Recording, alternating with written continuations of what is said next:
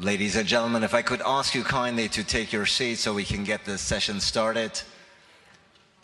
Much to talk about, so let's get this underway. Please take your seats so we can calm down the commotions here and start the discussion. Thank you so much.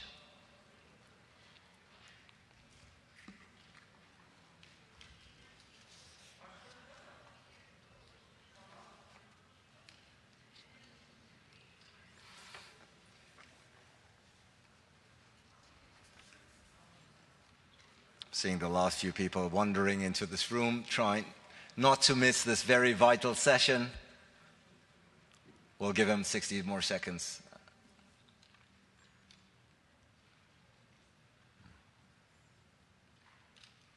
Ladies and gentlemen, welcome to this very timely session titled Revitalising Multilateralism, UN and Beyond. For those who were here yesterday for the opening, you heard the Turkish president speak in detail and at length about the role of the United Nations. And I think he was pretty blunt in his criticism about his inefficiencies, particularly in times like these. That's what we're going to discuss here now in this discussion and in this wonderful panel. To my left, ladies and gentlemen, I'm delighted to have the South African Minister of International Relations and Corporations. Please welcome Minister Pandor. And when you're talking about the United Nations, particularly from the Turkish point of view, you couldn't ask for a more outstanding speaker than Ambassador Volkan Bozkır, who of course was the president of the 75th UN General Assembly. Lovely to have him with us and hear from him in detail. Volkan Bozkır, ladies and gentlemen. Also delighted to be joined and getting his very unique perspective with us is the former president of Macedonia. Giorgio Ivanov is with us. And last but certainly not least, a person who knows all too well the power of multilateralism and international cooperation. She is the UN representative to the Geneva International Discussion, UNRGID. Ayşe Cihan Sultanoğlu, ladies and gentlemen, please give it. Minister, if I may ask you, you were here yesterday. You missed the session, I'm sorry. But to fill you in, basically, we are, absolutely. We are, of course, dealing here in Europe anyway, and probably beyond, with a war right now in the heart of Europe. The Russian invasion of Ukraine is dominating the headlines, and something that the Turkish president yesterday in his speech touched upon in detail, particularly the role of the United Nations here. Clearly, a conflict like this cannot be solved unilaterally by one country alone. The UN here, we've had almost 150 countries denounce and condemn the Russian invasion of Ukraine, but of course the UN, as we all know, has no enforcing mechanisms. Let me ask with a provocative question. Do we still need a United Nations like this in times like these? Well, absolutely. I think the UN is the premier multilateral body, and we do need it. It draws all our nations together. And I think while there have been failings, as South Africa, we've called for UN reform on a consistent basis, particularly the composition, the functioning, and the powers of the Security Council, which clearly, in its very old form, which is undemocratic, established post-Second World War, doesn't reflect the changes that have occurred in the world.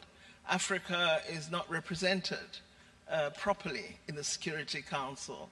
The decision-making is very skewed toward the permanent 5 members who have an undemocratic veto power, which they use in their own interests and not in the global interest. So clearly, there is a need for reform. But I don't think, as with the league that was established post-World War I, that it is a failure. It is our body. We as member states need to ensure that it works effectively. many member states have avoided getting down to concrete discussion about reform because the current model suits them. So I think as member states, we should be calling more and more for reform and insisting on moving into a formal process where we have a record of proposals and we deliberate on them. But I believe it is the premier global multilateral institution that draws all of us together, and therefore it remains absolutely necessary. It is vital and it serves a purpose in the 21st century still, but you also rightfully said that, of course, the realities of the 21st centuries are not reflected in the makeup of the UN Security Council. Quite on the contrary, it's a reflection of the post-World War II, 1945 makeup, something that you, Ambassador Bozkır, as one of the most seasoned and experienced Turkish diplomats, know, of course. You were the president of the 75th UN General Assembly, and as such have seen the many good sides of the UN, but also the many deficiencies.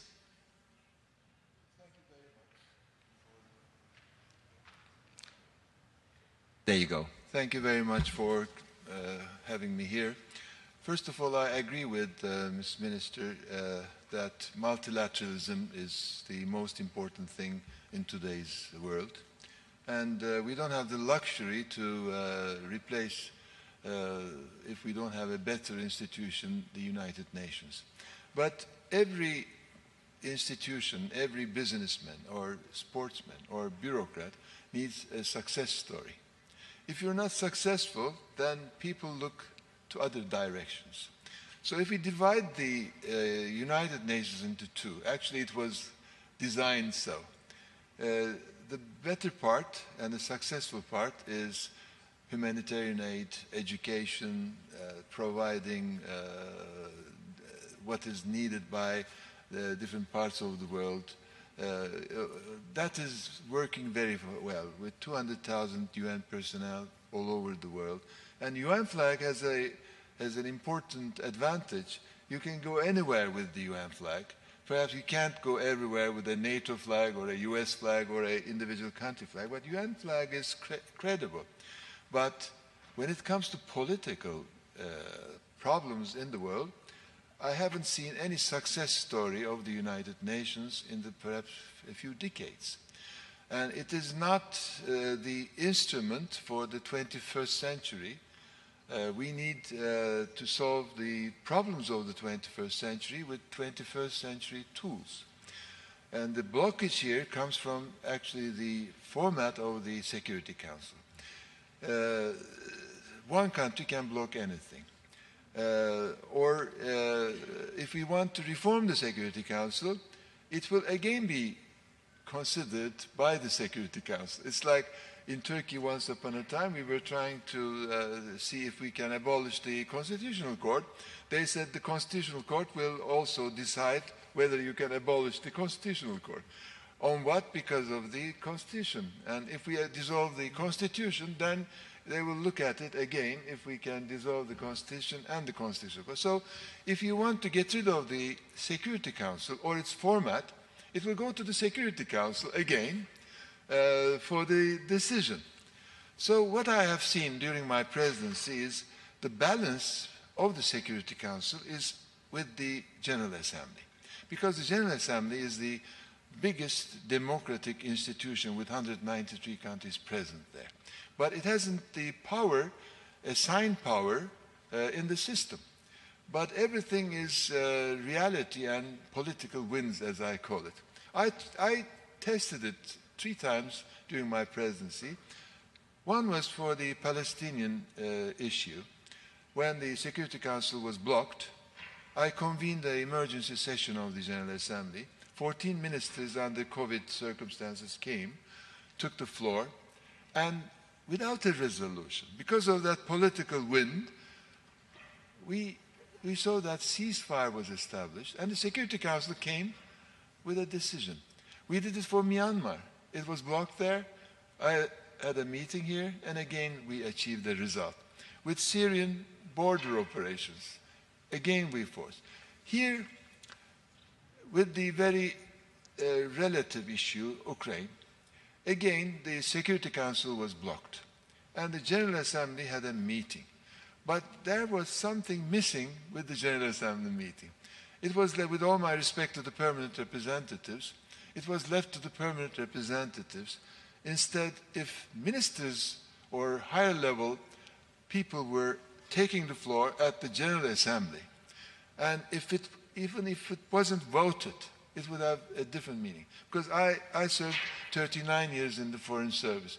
With all my respect to ambassadors, ambassadors read texts sent from the capitals, and they don't have a flexibility more than what is sent from the capitals. But the politicians, my second chapeau, we are loose cannons on the deck. So we can do anything we want. And so with politicians, the wind could have been created. And with 100 foreign ministers speaking from the platform, it could have affected the negative voting in the Security Council, and all the actors of this crisis could have been affected by this political wind, and they would have looked to different methodologies. Yeah, very interesting what you say, the political will and the vicious cycle, if you will. At the end of the day, it is it would be this UN Security Council that would launch and implement changes and reforms, but then again, it would mutilate itself in the process. And of course, none of the countries, particularly France and the UK, with all the respect, who in the 21st century probably would not qualify to have a permanent seat in the UN Security Council, are steadfast against that process. Of course, very interesting. President Ivanov, the Turkish president has a very famous saying, he keeps repeating it, it says, the world is bigger than five.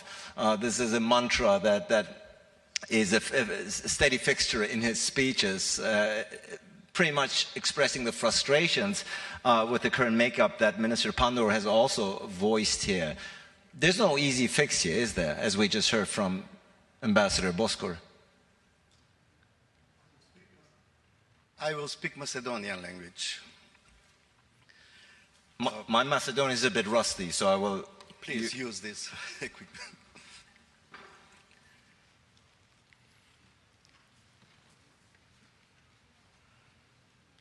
Значи, кризата во Украина ја враќа улогата на Обединетите нации, Совет на безбедност, повторно на сцена. It's ready? No?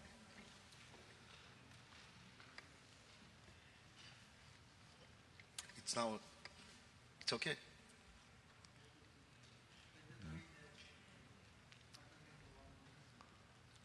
Is it working? Are people in the audience? Yeah? Is it working? Wonderful. Значи, како што кажавте, кризата во Украина повторно ја враќа на сцена дебатата за Обединетите нации, за Советот на безбедност, нивна поставеност во 21 век. Мора само да се подсетиме дека ваквите Обединети нации се резултат на победниците на Втората светска војна. Channel 4. Yeah. И затоа така е поставен Советот на безбедност од победниците од Втора светска војна, кои тие дадоа печат на Обединетите нации. Мора да знаеме дека тоа е генерација на храбри лидери кои ја преживеа Втората светска војна. Ги видоа сите ужаси на војната. Видоа се што носи насилно решавање на спорове меѓу земјите. И затоа Обединетите нации создадоа модел на мирно решавање на сите конфликти меѓу државите. Поставија пред се приоритет на почитување на човековите права и успешно донесоа повелба на Обединетите нации и универзалната декларација за човекови права. Тие беа функционални во еден модел на студена војна и кога имавме две големи сили кои воспоставија баланс на страв. Balance of fear. Но денес во 21 век гледаме дека Обединетите нации ја губат моќта да воспостават мир. Во академската заедница има веќе нервозни реакции, затоа што е предупредувано дека ќе дојде до ова во Украина. И дилемата е сега дали Обединетите нации ќе останат такви како што се? Дали ќе излезат од ваквиот модел на функционирање? И како трето, дали тие ќе ги користат сите придобивки на технолошкиот развој и ќе вклучат нови начини на носење на одлуки, вклучувајќи се што е највисок дострел на човековата цивилизација. Ако остане статус кво состојбата, нас не чекат после конфликтот во Украина долги и мачни преговори, во кои ќе се користат сите дипломатски механизми и дипломатски искуства. Имајќи го искуството, тоа ќе заврши во уште еден нов студен конфликт, замрзнат конфликт. Затоа што руските барања се веќе јасни. Да се промени уставот на Украина, во кој ќе се гарантира неутралноста на Украина, да се признае Крим како руска територија и двете нови републики да се прогласат за независни. Не верувам дека во Украина некој би го прифатил во овој момент тоа. Но тоа е позиција и тоа треба дипломатски сега да се дое до решение. Затоа велам ќе бидат долги и мачни ако се користи искуството до сега. Вториот модел, да се напушти на ваквиот начин на решавање и носење на одлуки, е голема неизвестност. Затоа што реформите на Совет на безбедност се неуспешни, бидејќи пред се блокирани од другите меѓународни организации, пред се Светска банка, Меѓународен монетарен фонд, кои имат интерес од ваквата поставеност на Советот на безбедност. Во академски кругови има една вест кога ја има и во медиумите, дека две членки, постојани членки на Советот на безбедност, барат правна аргументација дали Русија е легално и легитимно представена денес, бидејќи тоа беше место на Советскиот сојуз. Со отварање на тоа прашање, дали е легално присуството на Русија во Совет на безбедност кој припаѓал на Советскиот сојуз, се отвара Пандорина кутија. Знаејќи дека Русија ги напушта веќе меѓународните организации, може да се случи и да го напушти Совет на безбедност. Имајќи ги позициите на Кина и нејзиното искуство со иницијативата еден појас, еден пат, и кога спроведува нов начин на функционирање на односи со други држави, од Кина вели, ние бараме партнерство, а не сојузи. Ние бараме диалог без конфронтации. Тоа укажува дека и Кина ќе се придружи на Русија и ќе излезе од ова хипотетична состојба. Ако и Русија и Кина излезат од Советот за безбедност, тогаш влегуваме во таква голема неизвестност кога светот веќе ќе нема решение.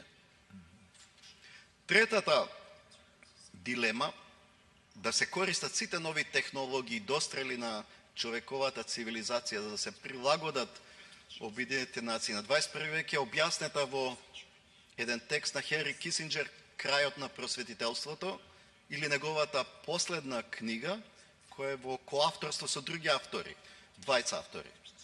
Тој вели, дали не е време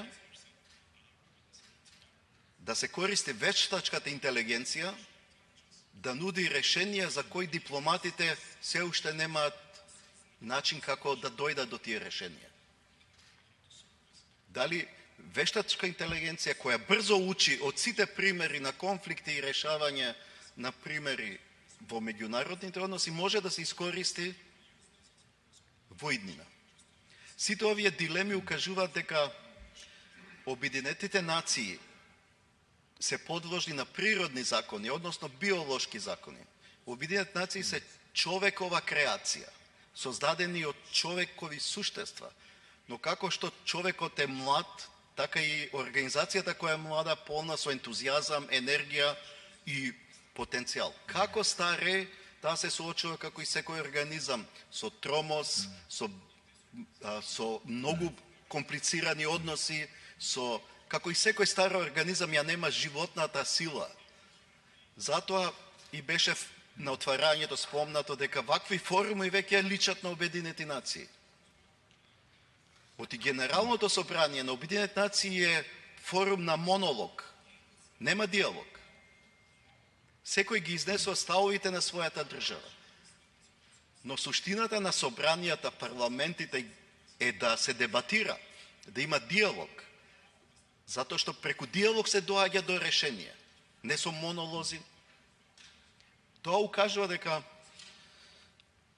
Обединетите нации, како и секоја друга организација, се најефикасни во кризни ситуации. Чекаме да настане криза, па да ја решиме. Ако не должа, ако може уште неколку минути, би го објаснил ова. Инспирација ни се вечни вистини кои се потврдиле низ вековите. Значи, повторно треба да се повикаме на Аристотел, за да ја објасниме ситуацијата во Украина. Тој вели, тоа што треба за војна, треба и за мир.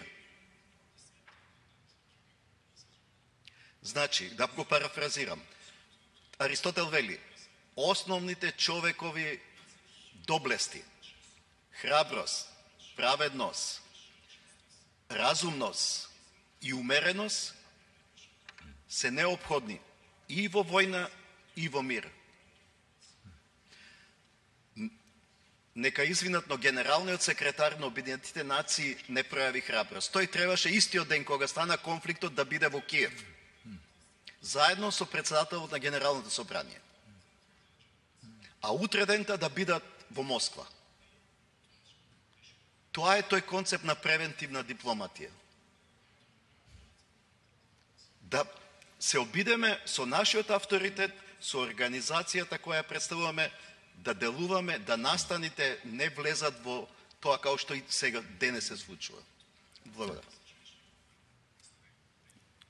Thank you so much, President Ivanov. Indeed, many valuable points, and of course the criticism that you voice towards the United Nations, I think, is being shared by many these days. Ms. Sultanoglu, you've heard it all. You've heard it all when it comes to the UN. All the criticism is too bureaucratic, it's too slow, it's too inefficient, it's ineffective. You heard it all before. But of course, as a representative of that system, clearly, what do you make of the criticism that you've heard up until now? You listen to the words of the President saying in times like these, the UN is not doing its job, is not leaving its mark, it's not having an impact. Your statement. Yeah, thank you very much. It is actually a great pleasure to hear from all the panelists. And full disclosure, I've been working for the UN for almost all my life, so I may be biased. You know, I do believe in multilateralism, and I do believe that the UN is the best we have. It's not an exact quote, but Dag Hammarskjöld, one of the most revered Secretary Generals of the United Nations, Secretaries General of the United Nations, said that the UN was not established. It's not an exact quote, but it's along these lines. The United Nations was not established to lead people to heaven, but it was established to prevent people from going to hell. So I think that's a very pertinent quote that we have to remember at this point in the history of our humanity. We have been hearing now for the past day and a half, and rightly so, the United Nations has to be reformed. Indeed, it is old, 75 years old. I'm not being ageist here. It was established according to a certain time in the history of humanity, and the architecture doesn't fit today's reality. Especially, I think, what we have been observing for the past 16, 17 days. So we have to face the reality, and we have to see how we are going to make this institution, as Ambassador Bosker has said, something that should be fit for purpose. The fundamental role of the United Nations is peace. Peace is paramount, and I very much agree with Mr. President. We have to actually, as United Nations, be able to deliver peace. United Nations Charter is violated. I don't think it's also the first time it's being violated. It is violated. But United Nations Charter is the only document that we have that represents are universal human values. And I think it is the global constitution that we have in the world.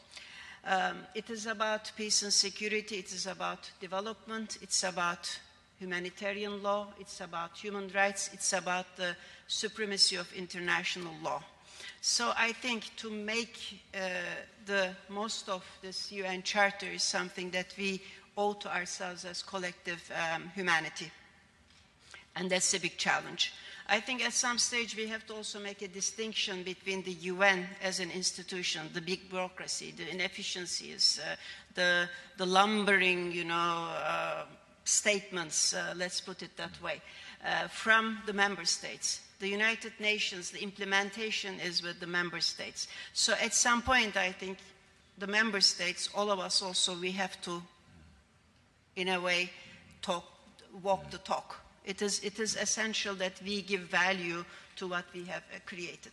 The Secretary General has called the current state of affairs like a 5-alarm fire. We have geopolitical problems, we have environmental challenges, technological challenges, we have pandemics. We also all thought that after COVID, somehow we would have a better world because COVID, the pandemic, made it, I think, very obvious what is wrong with our current global system. I think only about 10 million of the population of Africa are vaccinated. Is this correct? Is this fair? Is this right? Definitely not. But I don't see actually, even with the pandemic, post-pandemic thinking or during pandemic thinking, we would, we were looking forward to going back to normal. We were saying that we will even go beyond. We will have a better normal, because we saw the inequalities, we saw the blatant racism, discrimination, both in the countries and within countries. But somehow we are not doing that. So how do we actually build better at some stage? Now, all of this against the backdrop of the war in Ukraine. We still have suffering in Yemen, Afghanistan, Libya, Syria, you name it. We have sufferings going on. So we are actually indeed facing even beyond this 5-alarm fire. The world is at risk when it comes to energy security, when it comes to food security. Ukraine is one of the biggest producers of grain, wheat. Russia is the second largest. We have seen how geopolitical considerations actually shown dependence on fossil fuels is very, very risky.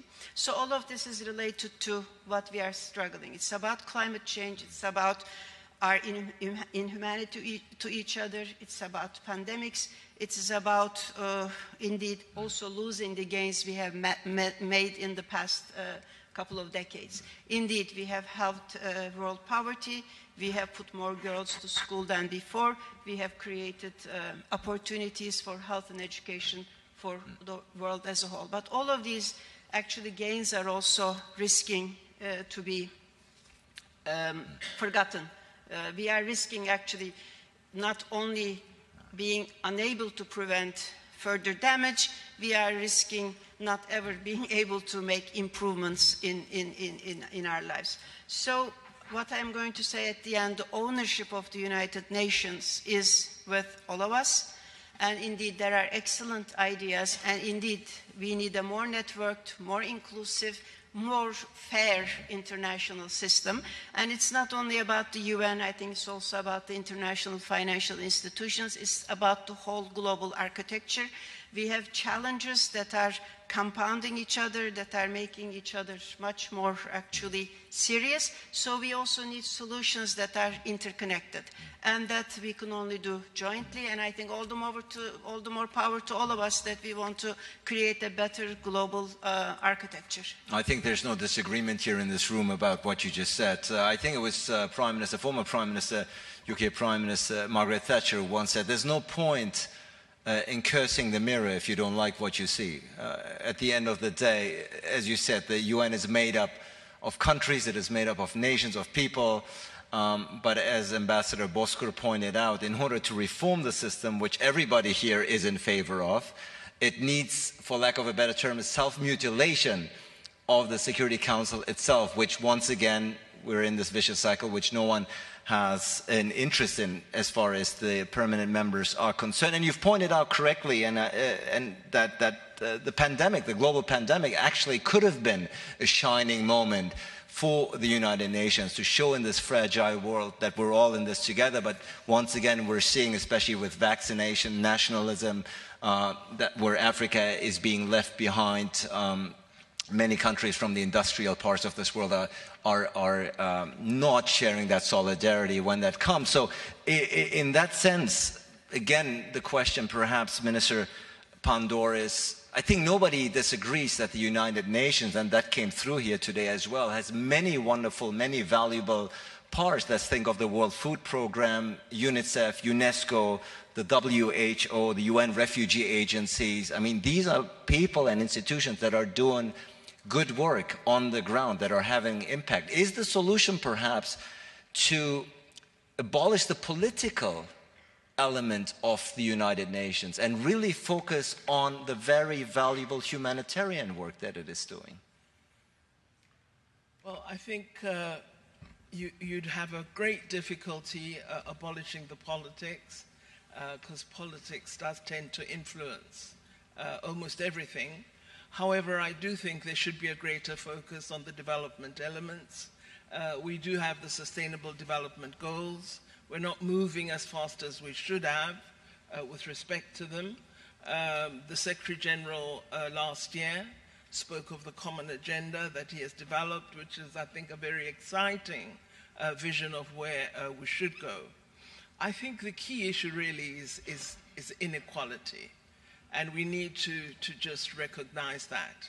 I still think we have a world that doesn't recognize that we're all human beings. If we did, we would be as angry about Palestine as we are about Ukraine. But when it's Palestine, we don't call it a war. When it's Ukraine, we call it a war because we have a particular regional bent. So I think when we get to a point where we recognize that everybody deserves sovereignty, everybody deserves territorial integrity, everybody deserves access to human rights, then we will begin to get our institutions right. When we see the suffering of the Palestinian people as equal to the suffering of the Ukrainian citizens, we will begin to get the world right. But as long as inequality governs how we think about the world, then I think it's difficult to really have organizations serving the best interest of humanity. So our large challenge is inequality, I believe, and this is something that we must give very, very serious attention to. I believe we've neglected it. One of the things that I think would help to improve is to have more women presidents, because women don't cause war. And we certainly, as women, would improve the world far more than our male colleagues have done. So we should change the order and nature of leadership. That will, I think, dynamize a focus on transformation in a way we've not seen up to now. So really, we've got to rethink institutions, rethink the exercise of power, rethink inclusion, and really begin to move away from concepts and notions that have driven much of our political and social action up to now, which essentially are within that rubric of inequality. So, I think that I certainly, as I've said, agree on reform of the United Nations. We believe it's an important agenda to pursue, but the United Nations, as colleagues have said, is made up of members, and it is the failure of member states that we really should look to, because we've allowed the character and nature of the current UN system to exist for many, many decades, and we need to ensure that we alter that. So I am certainly convinced that all of us must appropriate a transforming agenda, and we should work together to build a different world. Civil society has a very important role within the UN system through ECOSOC. But again, I don't think they exercise the civil society power in a way that lifts out the intention of transforming the world fundamentally. So all of us become somewhat absorbed in an existing framework and don't do enough to build something that is new and different. So I really believe it is our action as member states which will make the difference.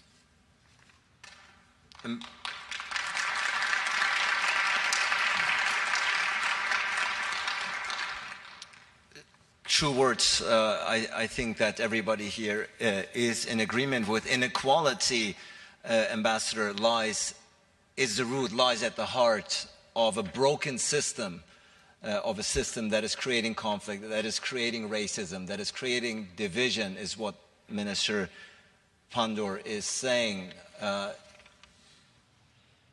When you were at the UN, is that the level of frustration that you've also encountered and that you share?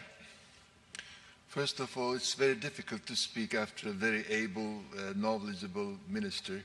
So I start saying that I agree with everything what she has said.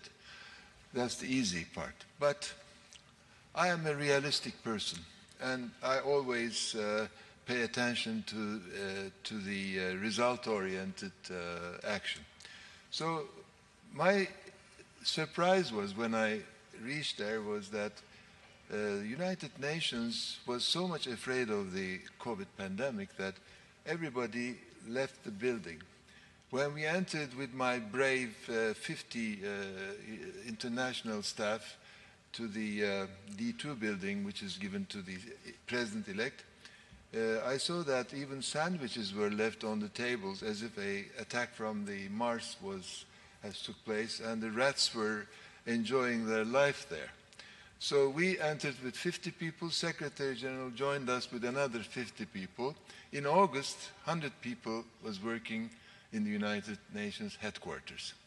During my presidency, out of the 36 platforms, UN platforms, only the General Assembly was working in person.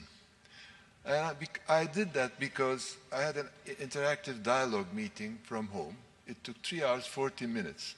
It was the first meeting in May during the COVID pandemic. And after I finished it, one colleague said, "Why did you stay there 3 hours and 40 minutes?" I said, "They were asking questions and I was answering."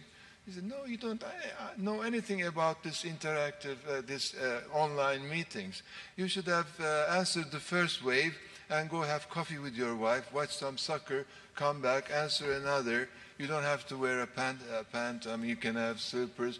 So I said, this online thing is killing whatever it is serving for. So I insisted to have in-person meetings. But I visited Nairobi. It was closed. First time they met for a Habitat conference when I went there. Wherever I went, the UN institutions were closed. Geneva is still closed.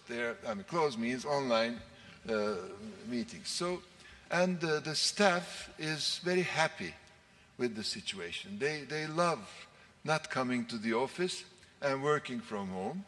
And the Secretary General, because it was the election period, gives a lot of importance to the staff unions.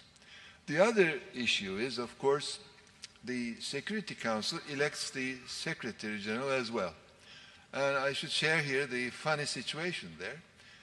The vote is secret balloting, but they have 5 different colors for the 5 veto power and 10 different colors for the rest. So without knowing which country vetoes, if one of the different color 5 envelopes comes out with a no, the Secretary General is not elected. So if you are a candidate to become Secretary General, you first look at the 5 countries, then look at the 100 whatever number of countries. This is and they say you are impartial. They told me I said, what is impartial? If you define it improperly, it means you can't talk, you can't move, you can't stand up, you can't eat, you can't visit any country, you can't do that. So they are blocking elements in the system. But with all this, it is a very humble system. Bureaucracy is everywhere. There are people who can tell you what you can't do more than what you can do. And this budget issue, the US pays the 20% of the budget because they haven't paid for 1 year, even to pay the salaries was different. So you become dependent on the budgetary contributions. So the second is, of course, in Afghanistan, for example, we knew that it was coming. And UN came always after the crisis takes place, with humanitarian aid, whatever. Ukraine was coming. We were seeing that. And we were not there. I agree with the president here, who said the Secretary General should have been in Moscow, in Kiev, Kiev in Moscow, London, Paris. Shuttle diplomacy. Shuttle diplomacy. Where are they? I mean, giving messages from New York will not solve anything. And it is the image which makes the people of the world think that UN is efficient, UN is doing something, even if there is no result. Like the meeting we had here, it should have been in New York, not in Antalya. But Antalya became the platform. If any result is coming out, it will come from this platform. So we are facing a danger now. It's not like Syrian, Libyan, or else. Those are regional developments. But this is threatening the world security and instability. So if any institution is not going to be seen by the world public opinion as an important, successful institution, then we will be faced to form a new world security order.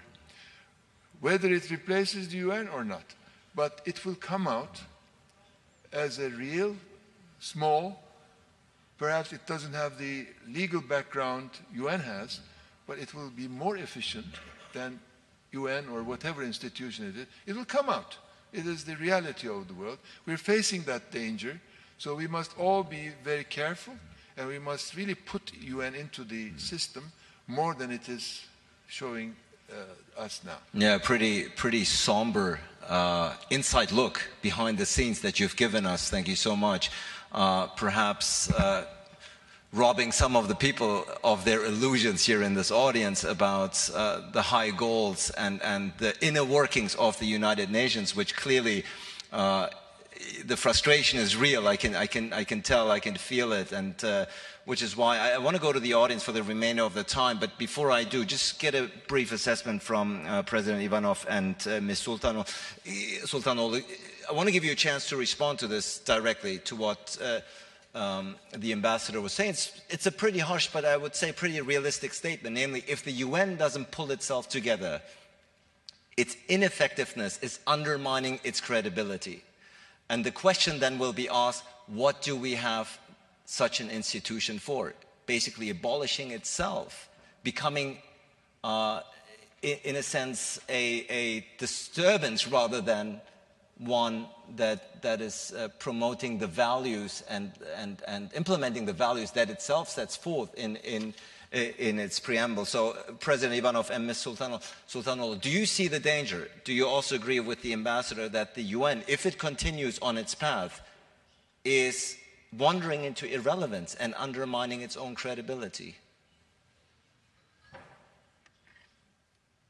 Лесно е да ги критикуваме Обединетите нации. Сега гледаме дека секој е критичен по Обединетите нации и лесно дава критики, но Обединетите нации се такви какви што сме ние. Државите членки ги создале Обединетите нации. Но суштината е, дали ние сме свесни што не очекува? Доколку во студената војна имавме представа дека секој има свој брод и Обединетите нации ги предводат сите бродови кон мир, прогрес, просперитет, сега сме ние во суштина сите на еден брод. Иако има секој своја кабина на тој брод, дали се Обединетите нации тие што го држат правецот на нашата цивилизација? Тоа е дилемата. Кој го има кормилото сега на човековата цивилизација? Кон што одиме? Затоа што глобалните закани барат глобални одговори. Прв пат ко човекова цивилизација се соочуваме со исчезнување на нашата планета ако продолжат климатските промени. Влегуваме во автодеструкција, самите себе се уништуваме. Тука не може да помогнат Обединетите нации. And here we are lacking the help of UN. And UN cannot really help.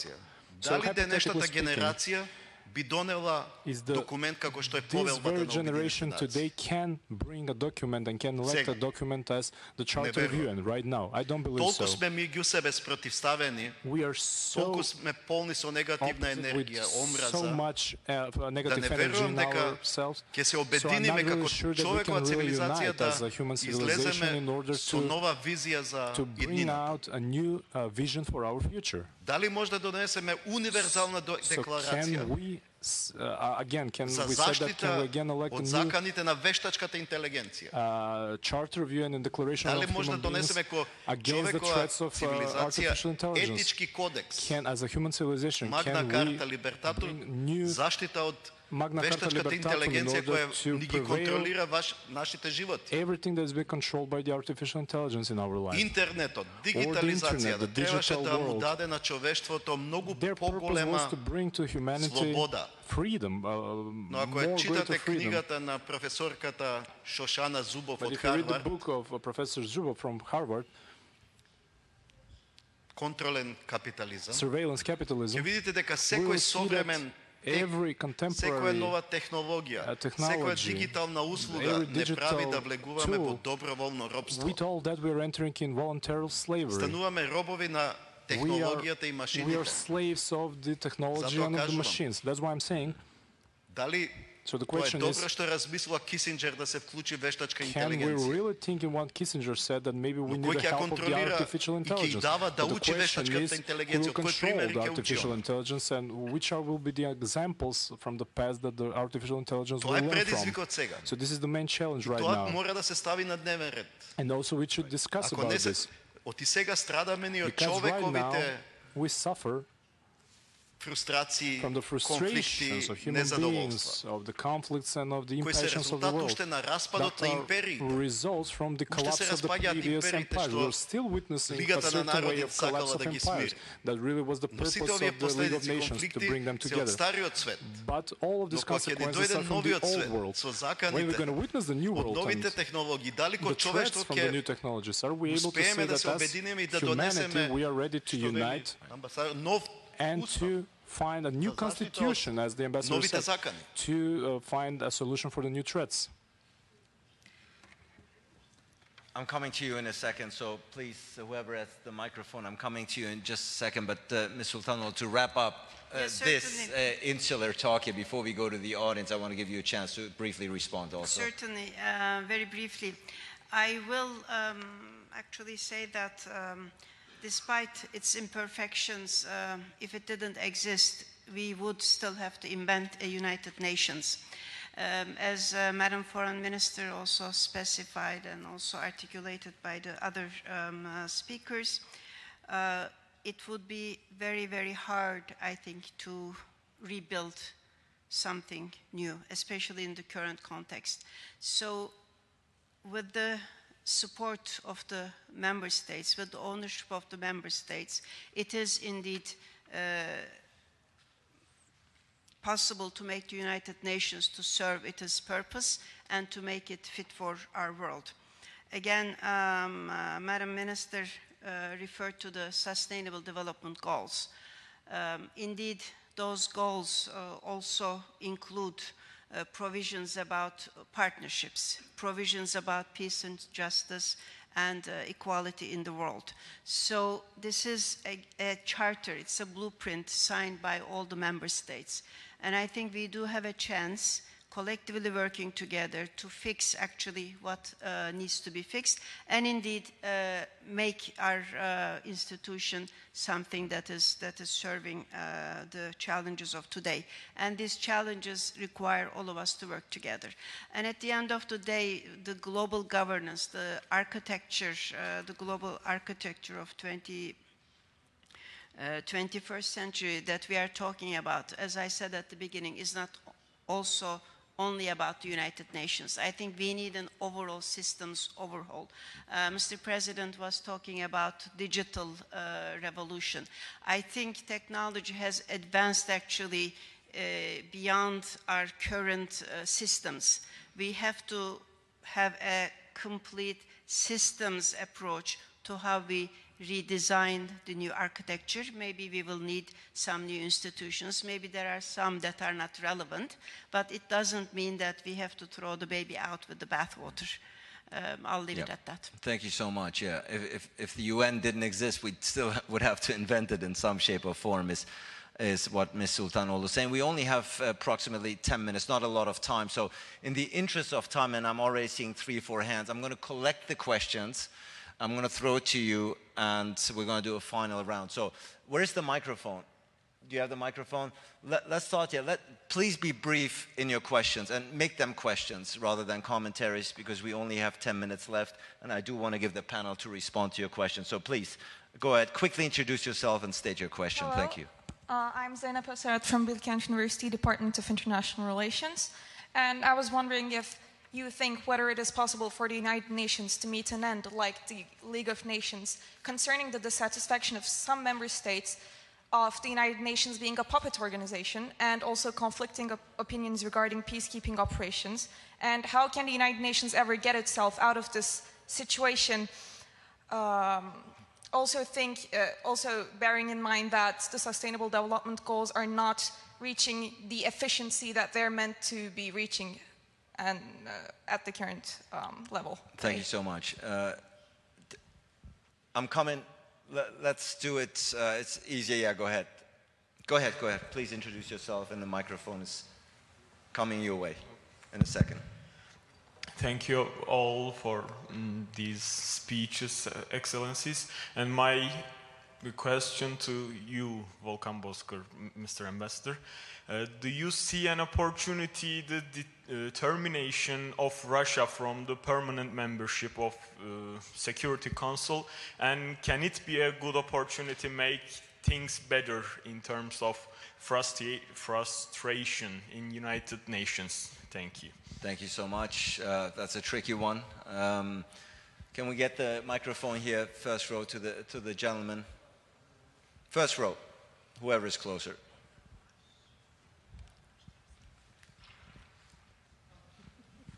It's coming from your left side. Thank you, Mr. Allison. I'm David Musabayana, Deputy Minister of Foreign Affairs and International Trade of Zimbabwe. My question is, and it's directed to Dr. Naledi Pandor, the Foreign Affairs Minister of South Africa. My question is, having understood the way you underpinned why it is important to keep the UN as a going concern, how now can we deal with the challenges of inequalities that we have just highlighted? For example, instances where permanent member states impose illegal economic sanctions on a country like Zimbabwe, when those permanent member states are actually them who reneged on their pledge to fund a transition or fund the giving back of farms to the black farmers in Zimbabwe. So how do you see the future of United Nations dealing with such matters? I thank you. Thank you for your question. Let's take, I think the gentleman has the microphone, and with that, we'll Associate Professor from Cappadocia University. I have a question for Ambassador Bozkır. Maybe it's linked with this question.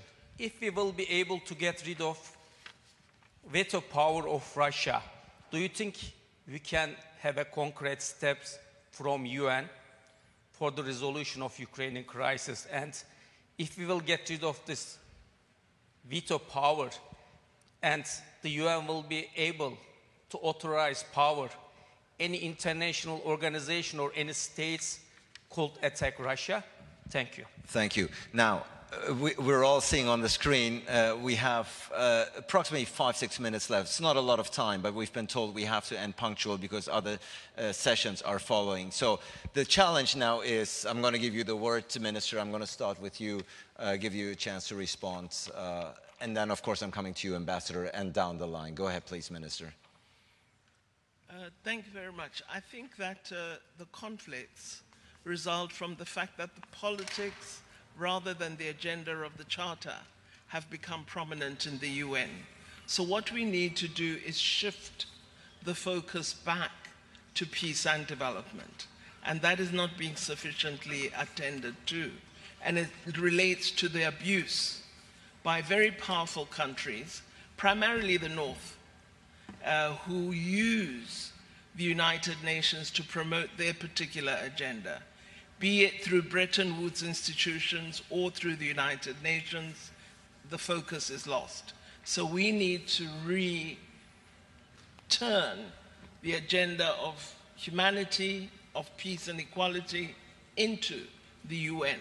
And part of it is, to answer your question, Deputy Minister of Zimbabwe, to get the United Nations to focus on its development imperatives.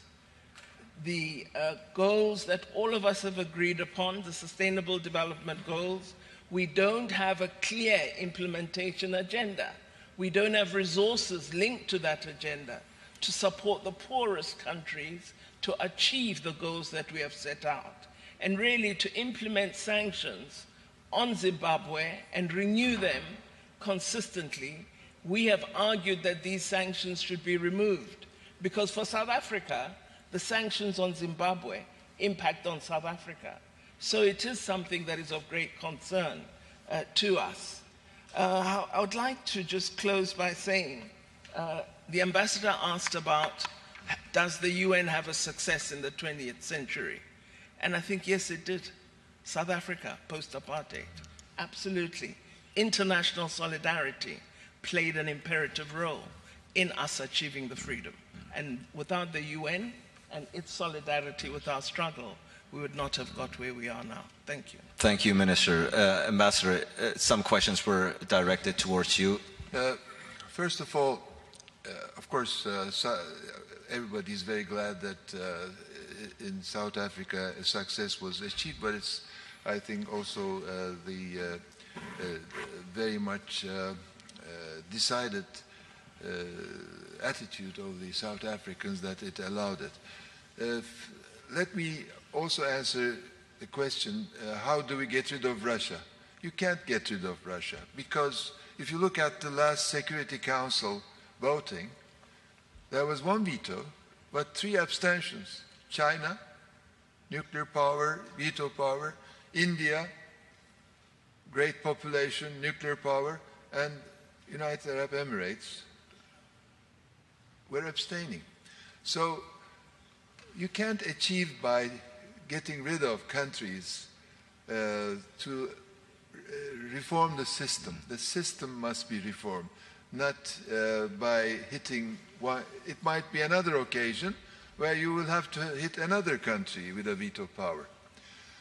So it is, I think, not realistic. What I said was, I'm not saying that we must get rid of the United Nations. The United Nations is successful with UNICEF, with UNCTAD, UNESCO, humanitarian aid, vaccine, many other things, as the strategic development goals.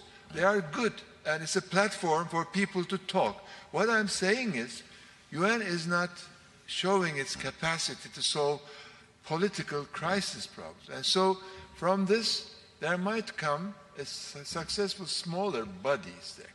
And if we look at the geographical distribution of the United Nations, it is also a very old model. If you talk, there's Western countries and others, which has United States, Canada, Australia, Israel in it, and half of the European Union member countries are in the eastern countries. Right. Cyprus is in Asia. So, I mean, even this is not giving the realities, reply to the realities of the world. So we must, we're at the crucial point, we must protect the United Nations, but the United Nations must protect itself as well. If not, like a company, you will have another company coming out from a great holding. I think there's no misunderstanding. Nobody thought or thinks that you called for the abolition of the United Nations, but certainly the need for reform is there. You can read the time as I do. We're actually out of time, but I do want to give the President and Ms. Sultanoğlu 60 seconds. I know it's not much, but for some final remarks. Please take it away, Mr. President.